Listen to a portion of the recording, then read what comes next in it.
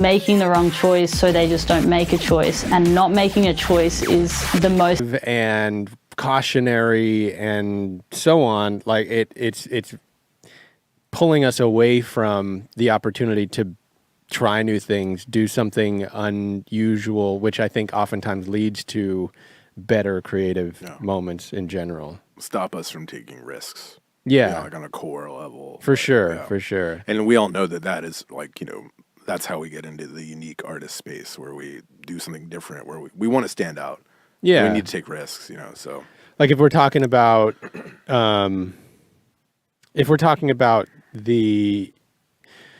the process of being creative and being authentically creative, like we were talking about last week, that's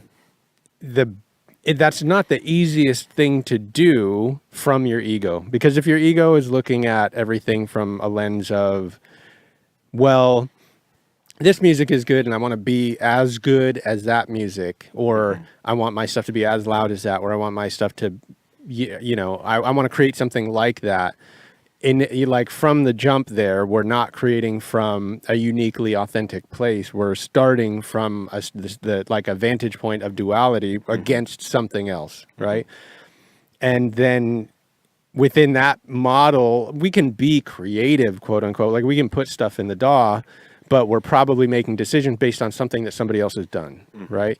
So to get into a creative mindset where we're truly authentically creating from within and from like a position of authenticity, I think you need to try to listen to and tap into your intuition, which is a much harder thing to listen to and find and identify than ego. It's kind of the opposite of it, where the ego is just always present, loud and annoying. The intuition's very quiet, almost, you know, if you don't have a good relationship with it, silent, I would say. Yeah. You know, it can be easy to go long spans of time without even checking in with your intuition, like Absolutely. just running on ego and schedules and calendars and, you know, metrics and you know, goals and that kind of thing. And then you ask yourself one day, like, what do I want to do? And you're like, I have no idea what I want. Like, you know, you're so For sure. removed from that you don't even, you're lost in a storm. Like, I don't know which way to go, which I think some people would view as a bad thing. But you could also reframe that of like, I can do anything, you know, like it's like viewing the idea of what is a bad thing. Like the idea of like not having, something you're aiming towards. Yeah. Like, you know, when you don't want to, I don't want to reach this benchmark. I want to sound like this. When you don't have that, when you're kind of like, I don't even know what I sound like. And you're kind of uncovering that like an archaeologist, that can be very exciting, you know, and where some people I think are scared in that situation, like a little bit of reframing of your perspective can almost lead to inspiration. We're like, oh, it's cool. Like, I don't know what I want to do. Yeah.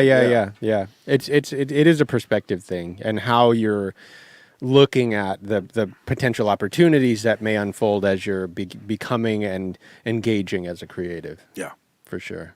Absolutely.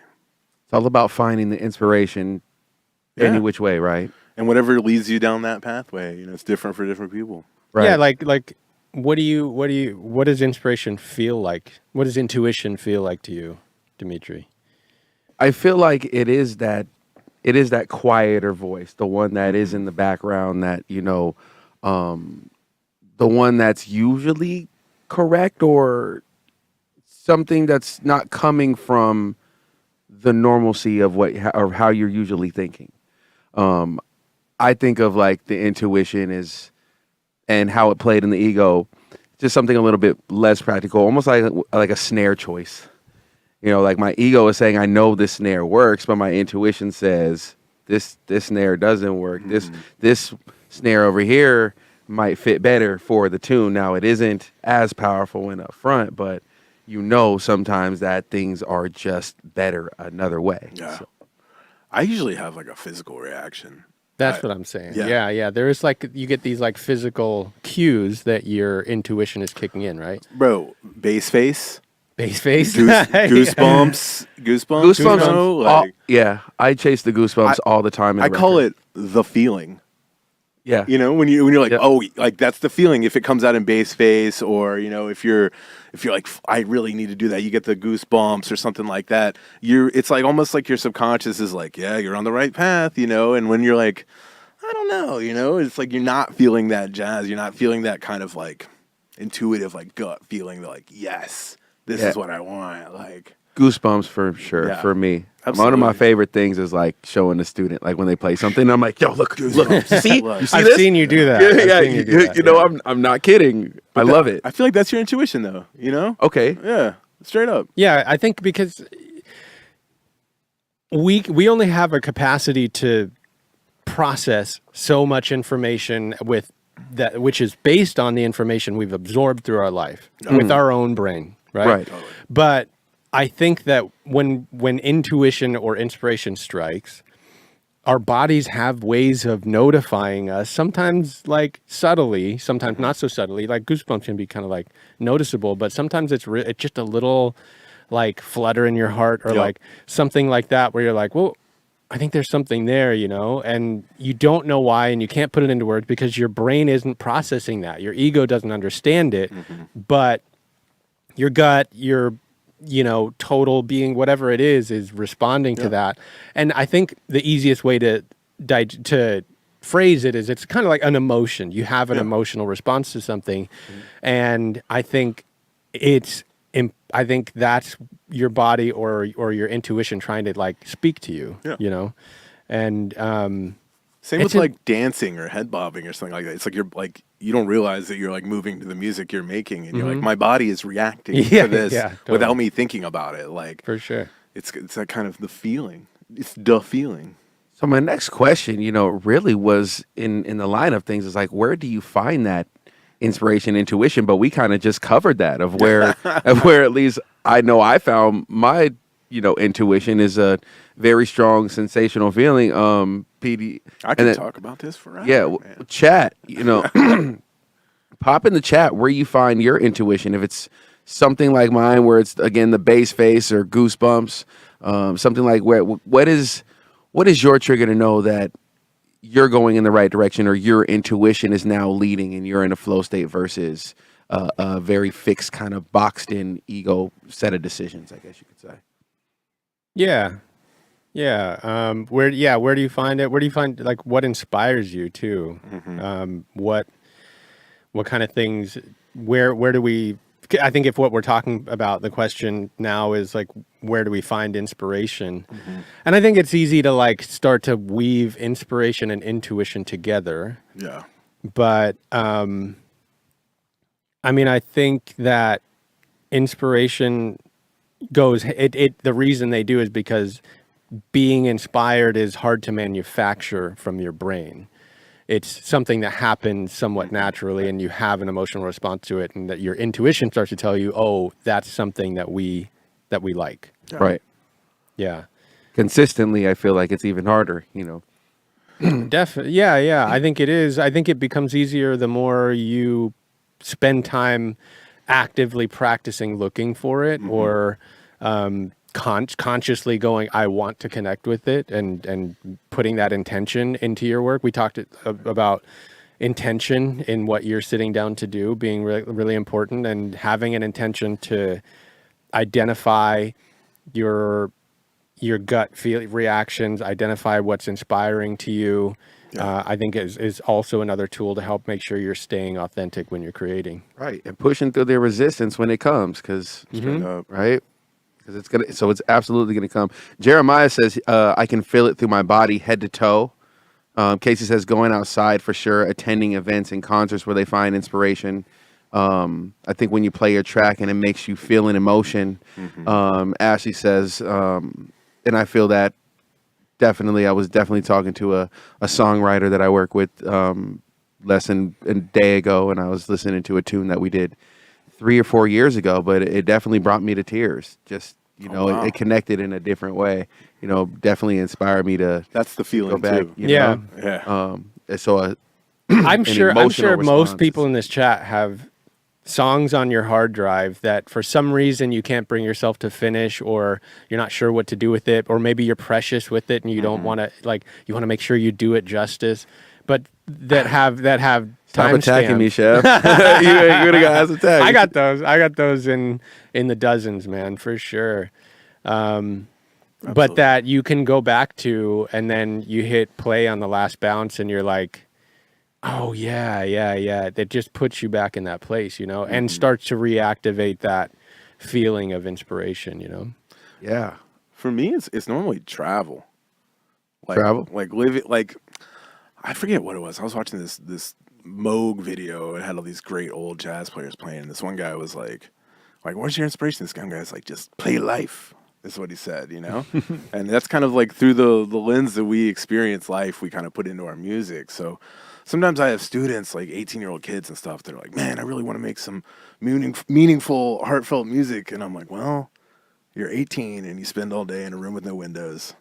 Like, you might need to go experience some things to put into your art. Just a little something. Yeah, go get your heart broken. Like, you know, go experience life enough that you have these kind of, that's inspiration enough right there. Right. Live. Live. For sure. Yeah, you're definitely going to write different styles of songs, you know, when you're 30 years old versus when you were 25 because you've lived a lot more life, a lot more things to talk about. You've seen different cultures, and especially if you travel, you see different languages, you see how, you know, all that translates and how do you formulate melodies and emotions and what you talk about in songs. Yeah, the dimension of what you're capable of creating is somewhat limited by what you have experienced in life, you know? Absolutely. Like that, so pushing yourself to Experience more, do something different. You know, like in the short term, that can look like I've been in my studio all day. I need to go outside and just walk around the block on a small level,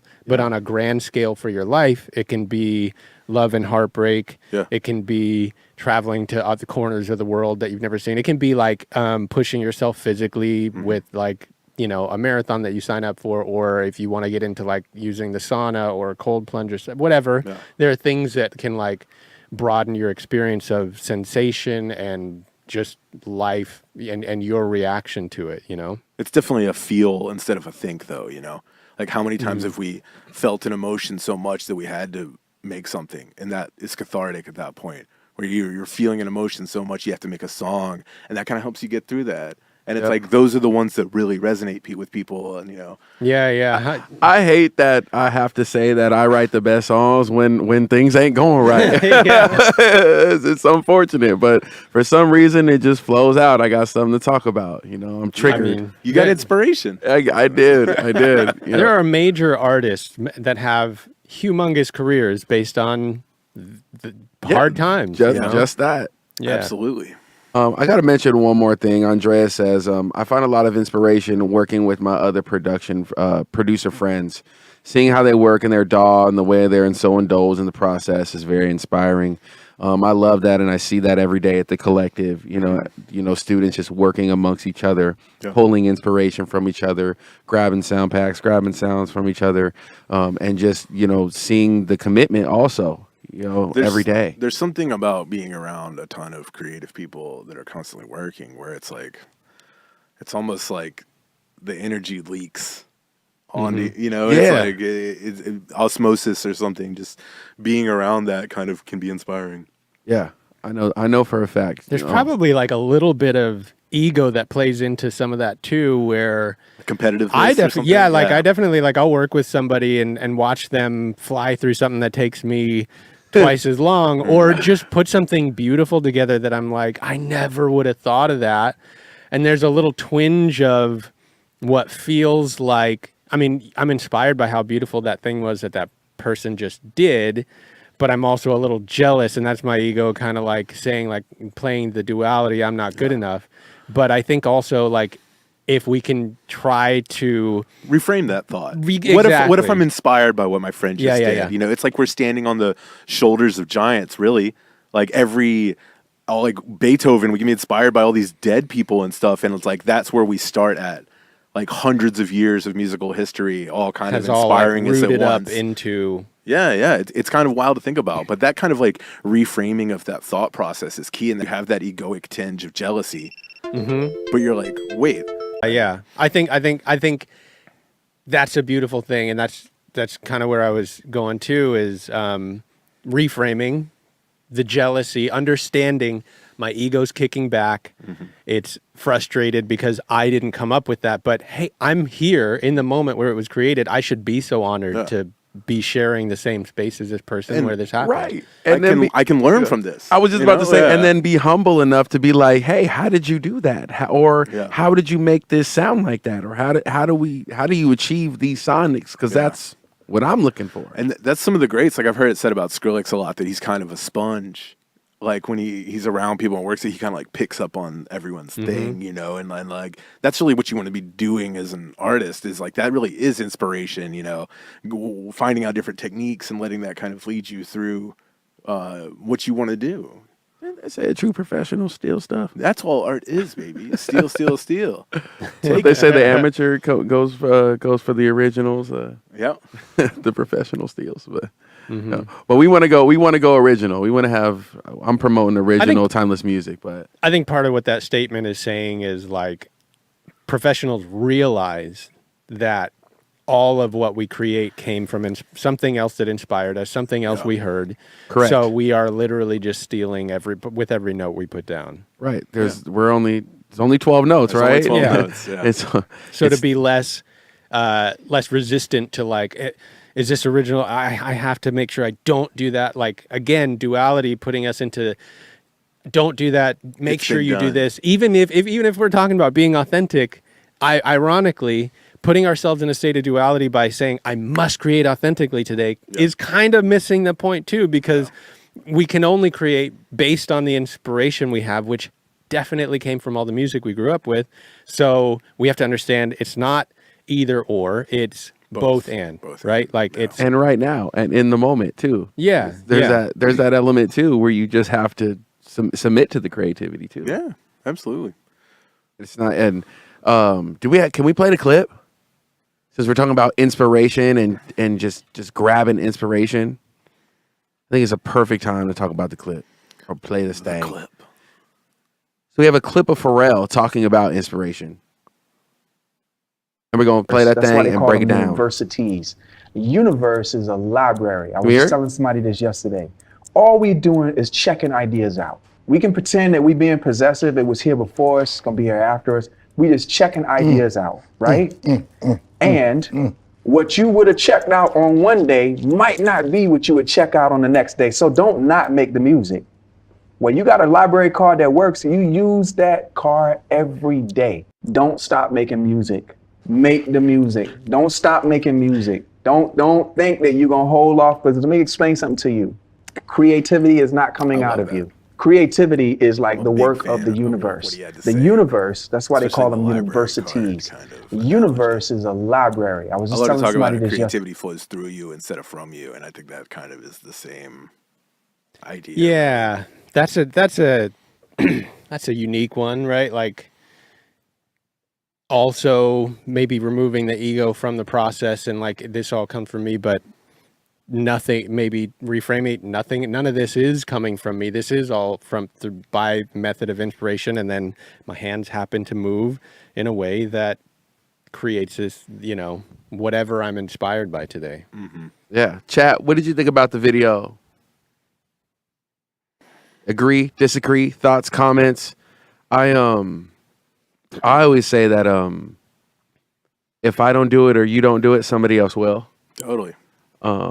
That's another one of my, it's a good saying that I say a lot to myself when I feel like I'm holding on to something dear and not really wanting to release that art. It's like, if I don't do it, somebody else will. If you're holding on to that idea that made you, that idea that was led by intuition, that once gave you those feelings, and then you don't see it to completion, this is the barrier. This is the breakage of this.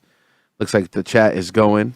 Use that library card every day. It's like going to the beach every day. Remember the that. surfer analogy I'm always talking about. Mm-hmm. You gotta at least try consistently. Every day you got to show up, right? We used to talk about this in the old artist mindset, where it was what is your obligation as an artist was one of the big in the old final. That was one of the questions. That's an interesting question. Yeah. It is, and I think that your obligation as an artist is to try every day. Mm-hmm. And that's kind of where it stops. Like, make your art and do it every day. it's kind of heartbreakingly simple.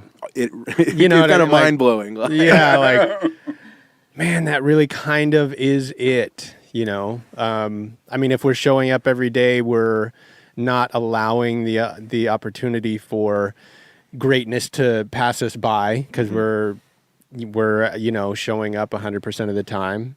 And we're also gaining skill sets, and we're stacking a lot of knowledge and experience into like your technical ability with the process and all of that, you know.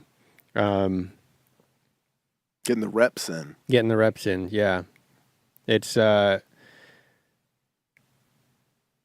easy. It just feels so like almost like deceptively simple. Yeah. You know what I mean, we could go further. You know, you're supposed to encapsulate your emotions into art that other people can digest so that they can feel not as alone in the world. But like, I think some of that's just implied from you making art Yeah. authentically.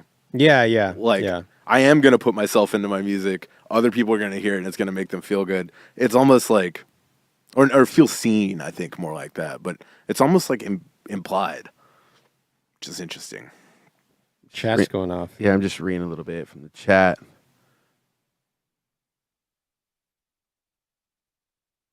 Consistently using the card every I day. had a thought. I'm trying to remember back where I was, and then I started reading the chat. I'm not sure if it's Keela or Kayla has a question. In a day and age where an artist's job is no longer just being an artist, aka where we're also our own marketing team, etc., how do you balance that and continuing to create? I've got an interesting opinion on this. Oh, do you? Yeah. It's a great question, by the way. Very good. It's very common. So, Petey, go ahead and I think it's bless us. I think it's worth it to double down on your art first, and get it to a really good place and kind of focus on that. Whereas the rest of the jobs, as far as being an artist, if you have a really good product and it's kind of obvious, you will attract other people to help you with your project. As far as managers and agents and marketing teams and all that kind of stuff, if you really are saying something special and unique with your music, that'll happen. And you can get all that if you aren't, but it might not hit the way you want it to, or hit the way it could, you know.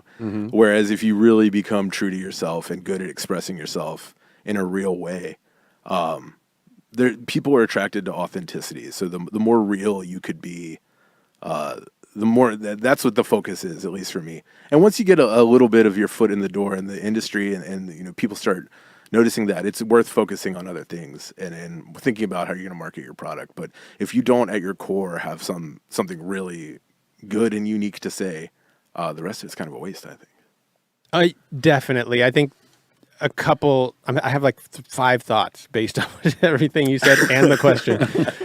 But to start, I do agree, and I've seen in my own life where just putting in the you know, the hours on the dial definitely attracts people. I remember in my career has had ups and downs and all arounds, right? And like when I moved to LA, I was interning in a studio with a established producer and started making connections and felt like everything was going great. Started to build a bit of a client base for myself, and I was doing a lot of like vocal production work and remixing and that kind of thing. And then I had a really big opportunity to do like a major record with an artist, and I was put on retainer, and we did the whole thing top to bottom, and I was like kind of off the map for 2 years while we did that record. I, along the way, assumed that the record would lead to more things, but lo and behold, the record came out, and then all of my clients had dried up because I had dropped communication with them for 2 years while I did this other record. And I was then done with that gig, off retainer, and now out of work with nobody ringing my phone or anything. So I had to get humble, get a day job that I didn't care for, but just kind of make ends meet for a while. But every day I came home from that job, I just went straight from the job into the little bedroom studio room and just laid in hours and just made music. I didn't know where it was going, who it was for, what I could do with it. And I didn't even really, like I didn't know what was going to happen with that, but I just knew I had to do that. Like for my creative process, I needed to do it, but I also just didn't know what else to do. I was calling some people saying like, hey, like I'm available. You doing that game, knocking on doors and doing your diligence, but nothing was coming up with like, hey, here's money to live on. You know what I mean? Like little things here and there. But the thing that resonated with me about what you said is in doing that, I definitely noticed like, it just seemed like the more I put into it, the more people popped up and just started noticing what I was doing and asking me about it. And then next thing, this vocalist, this writer hit me up and he's like, hey, I've been looking for a producer. I've got connections in the sync world and I think we could do something. I've got this other guitar player we work with. Why don't you come in?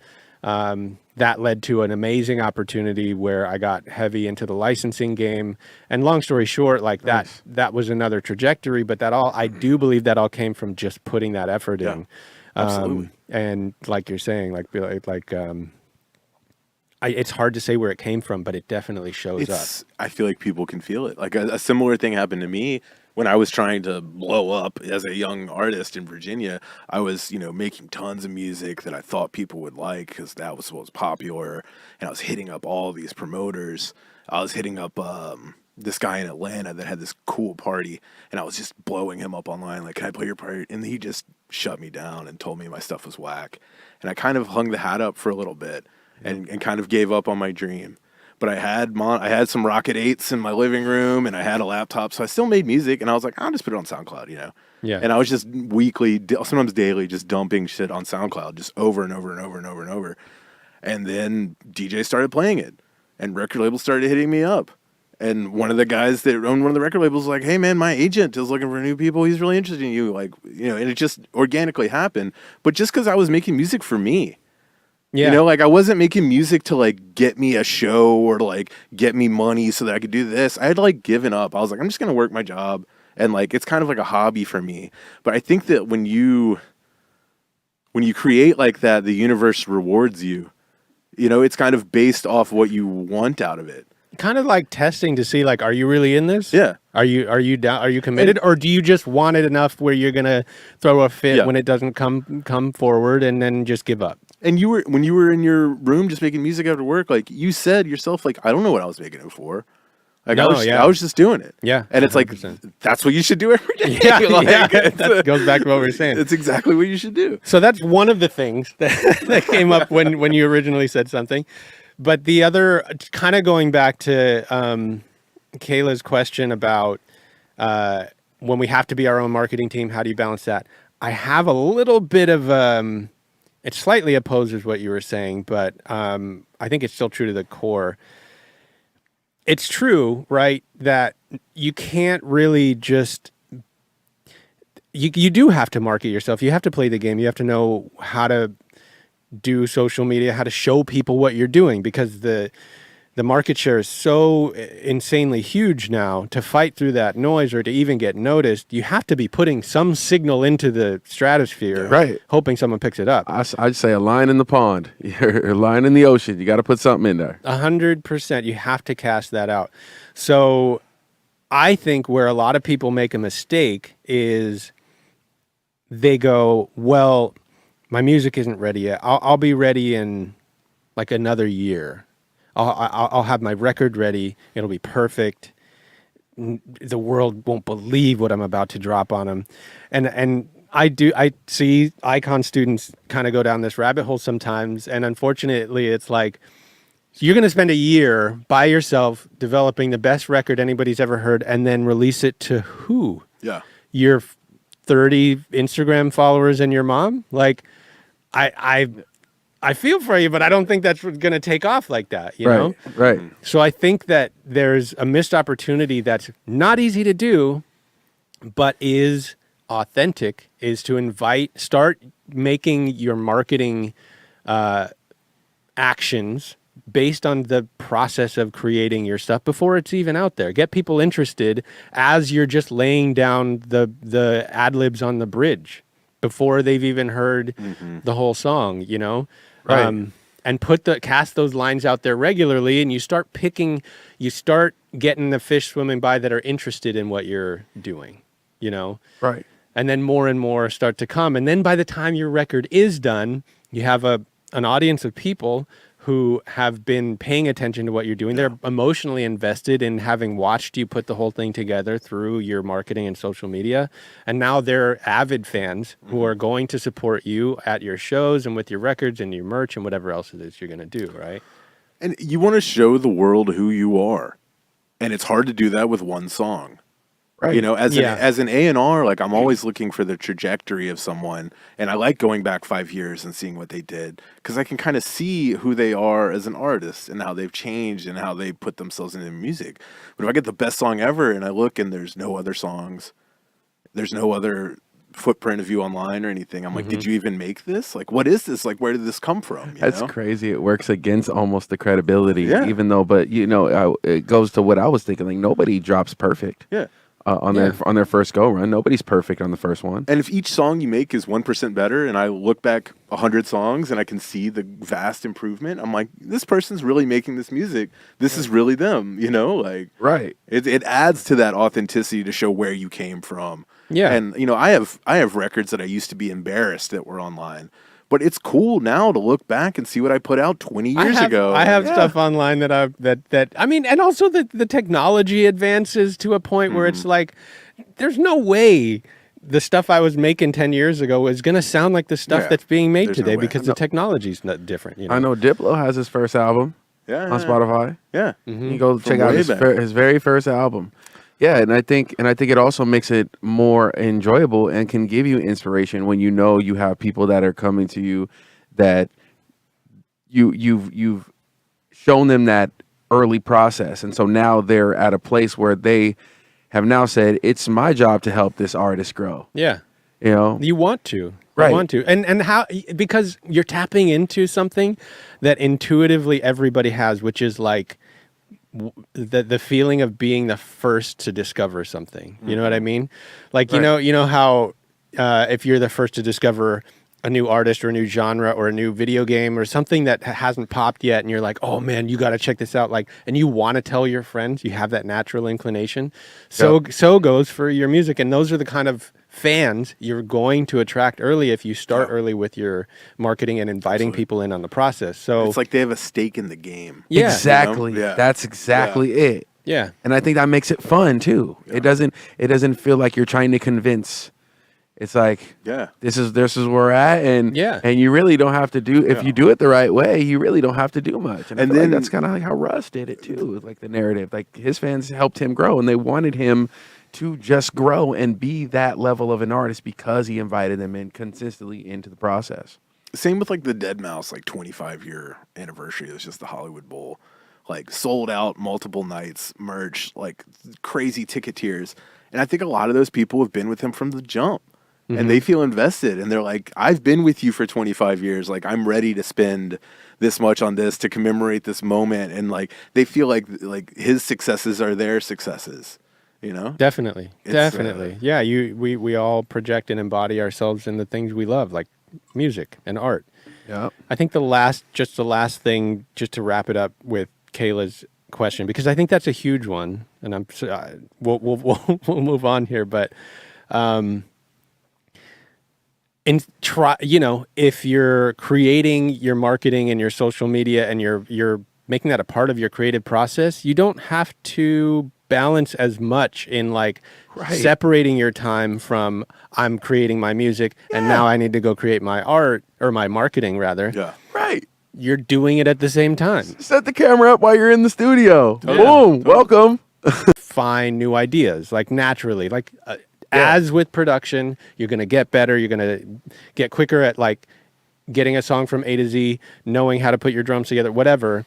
You also will get better at the marketing side and your ideas, and you'll find things that start to hit that are easy for you to replicate, and then you develop templates and whatever. And that, yeah, it becomes part of the game, but trying to look at it as part of the process that you can find some inspiration from as well and connect with people, because hopefully ultimately that's what we're trying to do.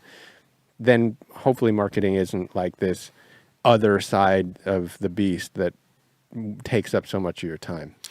Marketing is just like putting yourself out there, really showing yourself, and what you're doing. You know? And I'll tell you, in being involved with the marketing team here, we see content that's super overly produced do as good or worse sometimes than just straight up like iPhone in my face saying something to the camera videos. Right. So it doesn't have to be a big edit, a big, production, a big music video, whatever. This kind of goes back Such to what we were a talking good about point. earlier. Like it's almost like the less you try, the better it is. The more, the less intention you have of like, I really need to get eyes on this song. Right. Or right. When you're just, expectation, like, right? Your expectation, and you're just like showcasing your creative process. The energy of that might be a little better than the desperation of this must do well. Right, because because again, that's just going to lead you far, far more into the area of disappointment when it doesn't do what you think it's going to do.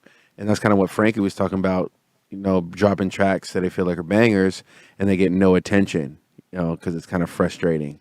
And that's because maybe a little too much expectation has gone into it. Absolutely. And it says, should I release those tracks or whatnot? I always think the next track could always help the previous one. Yeah. Mm-hmm. And Just the way that we listen to music now, and we could tap into an artist or a brand. If that first song and 10th song is going to help the first song that came out. And It's there. straight up, if what's driving your creation is the metrics you're going to get on it, you're going to have a bad time. It's going to not be fun Yeah. at all. If you're making songs for comments, like it's already over. Just you need to make them for you and do your art for you and put it out there. And if it's sick, and if people give it a lot of attention, awesome. If not, awesome as well. You're just doing your thing. You're just doing your art. Yeah, you checked into the library, you grabbed your card, and you went home and you did your thing. Mm-hmm. There's nothing wrong with that. I think that was good. That's good. Yeah, we talked about the Pharrell. We talked about, so let's get back to that, right? So Pharrell talked about checking in with your intuition daily. I try to do that. What does that mean, though, constructively? Like, what are some practices also that we can do to strengthen our relationship with our intuition? So intuition is that quiet voice from your gut, whatever, I think we all know it. It's hard to identify, but that's because it's hard to find. It is subtle and nuanced. But I think that there are ways you can strengthen that relationship. And it helps to identify when you notice it, right? Like, just like practice with anything, when you're practicing an instrument, you notice when you hit wrong notes, and then you get a little feedback response like, oop, that was the wrong note. And then your fingers learn through that, and you get better. If you try the same thing with your intuition, you can start to become better at tapping into it. And I think that some of the ways you can do that are journaling when you notice it. Like, oh, I had this, great session, and I was so inspired, and I felt like the goosebumps and stuff.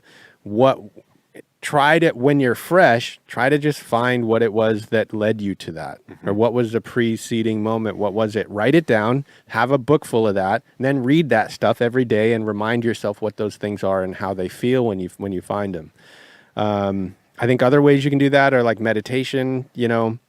I know it's kind of an ugly practice and it's really hard to do, but by observing your thoughts, and which if we're saying like oftentimes the thoughts running through our mind or our ego, if we can just let thoughts happen in your head in a state of silence and understand that those are just thoughts and let them float away as clouds, or consider them passing cars on a train and just observe them. That was a thought. It's not me. I'm just watching it happen. Then that leaves space for us to live in the bigger vastness of ourselves where we can hear more. I like that. And then anything that pulls you out of your regular routine, because the ego is routine, it's safety, it's, making sure that we look good in front of others. It's all these things that are like patterned and that kind of thing. So when we break patterns and we do something different, we invite instances where we can become inspired. So I love what you were saying about that. Honestly, something I do always is invite intuition into my sessions, where it's like, oh, I need a snare, a funky snare in here. Instead of being like, I should put it there. Like, there's only 16th notes in the bar I can put it, so I'll try them all. yeah, And I'll see which one feels the best. Huh, But okay. like I'm trying to feel my way through the session instead of think my way through the session. Right. that's like, a great, yeah. I need to make a dropout or a fill or something. Like, I'm just gonna try random things until something feels good. And I use a lot of like Max for Live MIDI generators and stuff because my intention sucks. Right. You know, It doesn't. Well, That honestly, can be a dangerous road. at this right? point, I'm out of ideas. My intention does suck, and but I'm just sifting through stuff to see if it makes me gives me the feeling. Right, Like, right. It reminds me of when I'm starting to like paint melodies and chords and I'm in like the MIDI editor window. Instead of like trying to draw 3 notes like right on the chords, I know I'm a correction. I'll just click, Yeah. click, and just start kind of clicking around, and then just kind of like formulating instead of going with those kind of set. If you've ever Like, I watched, know the chords are going to be there, but if you let ever me watched just move- Deadmau5 on like Write a Beat on YouTube and stuff, Is that kind of what he does? he has like one note and then he copies it and then he just feels his way through a chord progression by just dragging stuff around. He'll grab everything and go up and on, he's just like going completely on how it makes you feel. Yeah, You know. just randomly, just randomly clicking notes, shift it to the scale, have fun. Let intuition guide. We have there's a couple other questions and comments in the chat that I think would be great to wrap up on. Yeah. Here. Let's do it. I'll start with Frankie. Frankie's saying, "Bruh, my biggest problem is dropping tracks that I feel are bangers and then they get no attention. That's kind of one of the most frustrating things for me. I also have ideas for music videos that I don't have a budget for, and that's another reason why I don't release tracks sometimes." And I think, Frankie, like, it's similar to what we've been talking about on this show. It is difficult, but try to understand that you are not that song. That song not doing as well as you had hoped doesn't mean that you are lesser than or bad or didn't pop off or don't have the energy or power to do it. Correct. You definitely do. It's the same thing we all did. I put out a lot of bad music. I started, like just playing in a band in a garage with my friends, and we wrote terrible songs. And I started a long time ago, and through that process, I learned how to, I just started tapping into a little more of the types of things that I like, the chord progressions I like, the things that moved me, and then gravitated towards those. And I don't think I even thought about it when I was 15 and I was doing that. It just happened, and it takes time. It takes putting those repetitions in. But I do think you can accelerate the process if you can start to detach yourself from the identity of what the music is and what you feel it has to be.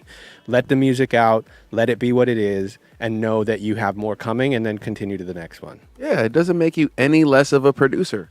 Just like as you built with the bands and you made 10 terrible tracks and then you probably made 2 bangers, it doesn't make you any less a producer. I would just go right back to the surfer, right? You caught that wave and that was the day, and then you come back the next day. Sometimes it's there, sometimes it's not, but still, it doesn't make you any less of a producer or a surfer. That's right. There's one more here that I think's interesting. Ryan Ask is saying, I fell into a trap of not producing as I was creating. So now I have Not releasing. not releasing. I fell into a trap of not releasing as I was creating. So now I have a bunch of music that I want to put out, but not now it's not up to standard. Would it be better to keep it fresh or post old stuff? Can I start with this one? Okay. Yeah, you go. I mean, I just would say evaluate what you feel like you could revive and make a little bit better that's new. And, some things just let it be. Just detach from it. If you don't feel like it fits, it doesn't fit, and be done with it. But I go through this all the time, catalog stuff, and there's some things that I just, what? This was this was for my this was in the dojo. This is a track that I made in the dojo, and you know, Practice. It was practice. Right, it was practice. But you know, I find myself now going back to all these old songs. I'm like, yo, that's a banger. I'm so down to, you know, revamp this. It's re-inspiring with myself. So I think you're open there. You could release stuff. You can keep stuff in the palette for your journey. Anybody you want to tap in on this? I'll say that coming up with ideas is hard. Mixing down tracks is easy. You know, where it's like, you know, if it's a good solid idea you had, you can always go and fix the kick and freshen it up a little bit. But like tweak a serum preset. Something like that, you know. Just but rework like it. if it's an authentic expression of who you are and it gives you the feeling and you like, then you should put it out there because it'll probably help somebody, you know. You never know who it's going to resonate And if you're with. casting more lines, Yeah. then you're only inviting more opportunity for more people to find you. And you're going to have, I know Ryan's going to have a long and illustrious career. He's Yeah. a very talented producer. Amazing producer. And that, I don't think you need to be afraid of anything right now. Nothing's going to damage you right now. Nothing. That's all. You can't take any L's right now. It's You can only it's go not up. even yours. It's not even yours. It's not even you. There it is. There ain't no point. It's as simple as upload artwork, type in some names, type in some credits, send the percentages off, and again, like the universe is and the world is not always working against us. You know, you got to let it work for you a little bit, right? And go in it with no expectations. It's an artist mindset. We'll see y'all next week. Thanks, everybody.